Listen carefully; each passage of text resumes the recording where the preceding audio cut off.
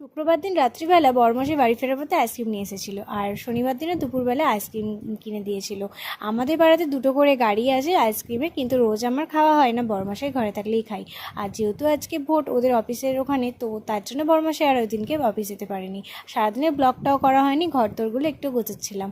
সন্ধেবেলা ভাবলাম যে একটু গঙ্গার ধারে হাওয়া খেয়ে আসি। শুধু হাওয়া খেলে হবে? আমার হাতে যে প্যাকেটটা দেখছো, ওর মধ্যে কিন্তু আছে জিলিপি। মিষ্টির দোকানে জিলিপি খেতে আমার ভীষণ ভালো লাগে।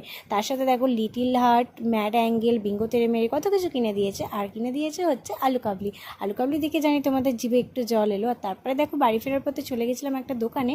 সাইকেল খারাপ হয়ে গেছে, সাইকেলে যা যা জিনিসপত্র লাগবে ওইগুলো কিনতে। আর রিসেন্টলি ওর গাড়িটাও খারাপ হয়ে গেছিলো, গাড়িটাও সারালো, তারপরেই আবার সাইকেল।